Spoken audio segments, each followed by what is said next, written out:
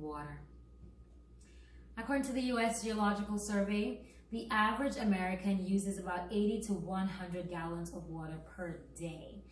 Now, that's a lot of water, but that could range from electricity to washing your clothing, washing your dishes, so many things. There are so many external uses of water, but that was just a fun fact because today we'll be talking about some internal uses of water, especially as it relates to your gut.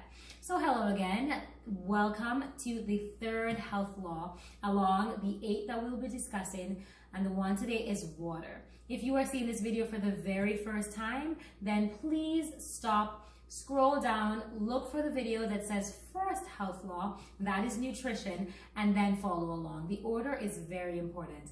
For those of you that have been with me, thank you so much for joining again. I'm truly excited to be continuing this journey along the 8 laws of health and how they impact our gut health.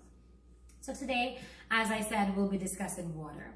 We have discussed nutrition and exercise and the impact that these two have on our gut health, and it is just amazing, as I've said before and as I will continue to reiterate, just how the gut is at the root of majority of our health issues. Happy gut can really mean happy many things. Lifestyle choices or changes can be the most difficult, but the investment is always worth it. So we don't need any details on what water is, right? I am hoping not, because that is not what we'll be covering today. Instead, we'll be given some details about how it affects the gut health. So the human body is largely about 70% water, with the brain being about 75%. So I think it's a little important. We'll move right along into just how it can improve the gut function, and therefore, vice versa, how its lack can lead to problems. And now right now, some of you might be thinking, what in the world is she talking about? How could just drinking more water help me with these monumental gut issues that I've been having? From acid reflux to leaky gut, right? This just seems too simple. Wrong. I am truly sorry. We should know that this has such a tremendous impact, and we'll go again in just an overview of how that can be so.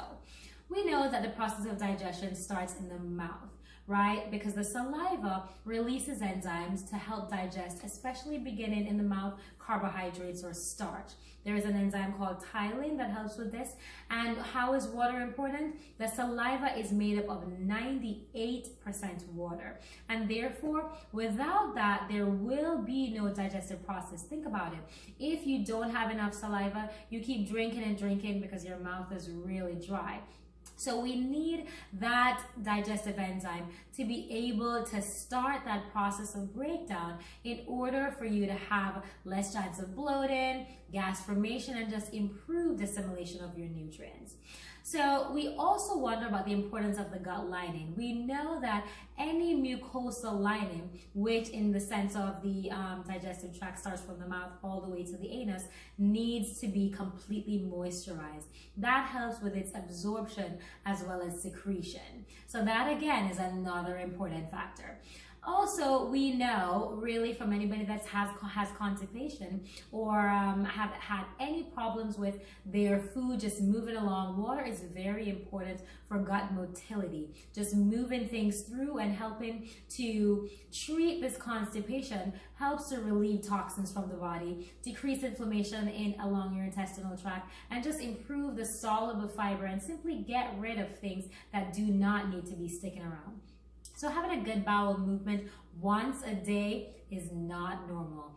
Yes, I get it. That might be your norm for many years, but it is not normal, especially if you are actually having more than one meal per day. You've got to get things moving much more in order for toxic things to not be reabsorbed into the body and to follow through. There are a lot of diagnostic labels such as gastroparesis, things that affect the motility, but get evaluated to address and diagnose what might be happening and try to get to the root of it. But even prior to that, something that you can do is just drink more water. Get things moving or improve that motility by moisturizing.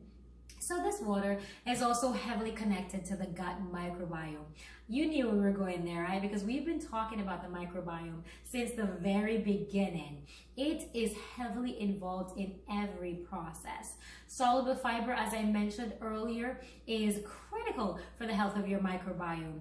There are things known as prebiotics that helps to feed these microbiomes. And then we talked about butyrate some time ago, like in the nutrition video, that was a short chain fatty acid that helped with assimilation, digestion of nutrients, and so many other properties.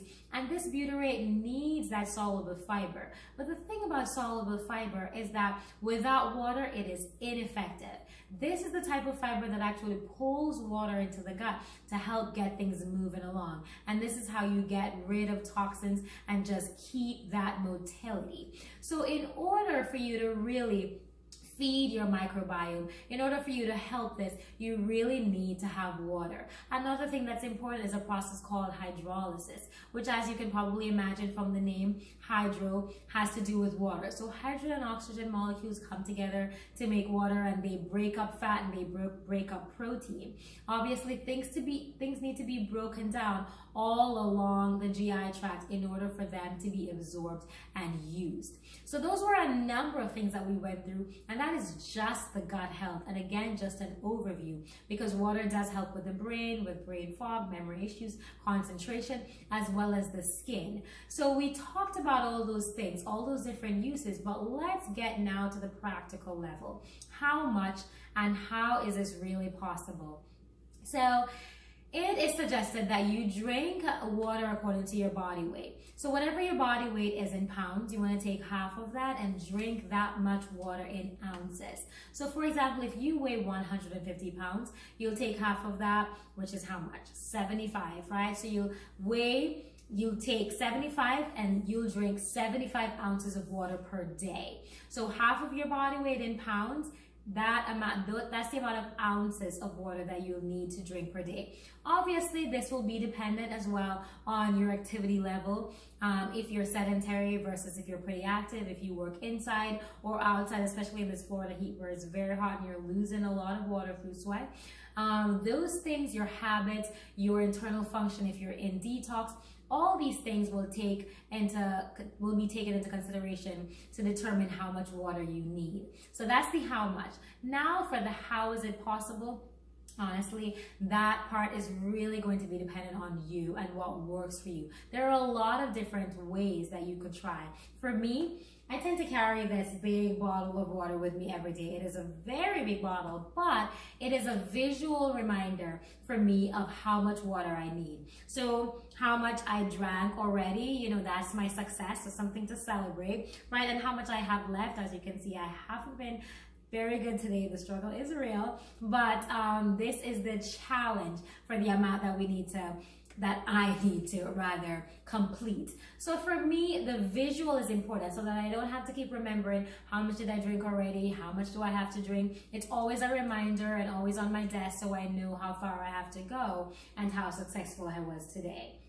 Another thing that you can do, another idea that I saw, which I thought was a very creative idea, is just in case you don't want to carry that big bottle because it is too heavy, then you can definitely use a smaller bottle, whatever the size, and you can use some rubber bands to put around the bottle. So say you need to drink 3 bottles of this per day. Just put 3 rubber bands around this bottle, and after you drank a complete, like a full bottle of water, then just take 1 rubber band off. So then you'll know you have 2 rubber bands left and therefore 2 bottles of water. Pretty cool, right? I thought that was a really creative way to do it. So that is also another way. Also, you could just get a bottle that's pretty with your name engraved, whatever it is to make you feel happy, release some endorphins, so that will increase your motivation for drinking more water. Whatever the process, do something that works for you. But the overall intention of this video is to show you that there are things that you can do that are natural, that are free, that are easy. Whatever it is, just try to do it so that you can help, one, with your motility, help your detoxification. You can help your process on your own. So obviously, if there are problems such as constipation, like we talked about, get evaluated, get a licensed practitioner to take a look and see what might be going on. But a simple thing that can really help the process is just drink more water. So again, happy gut, happy many things. Thanks for joining us for the third health law. We look forward to talking about the fourth, which is one of my very favorite things, sunshine. See you next time. Bye.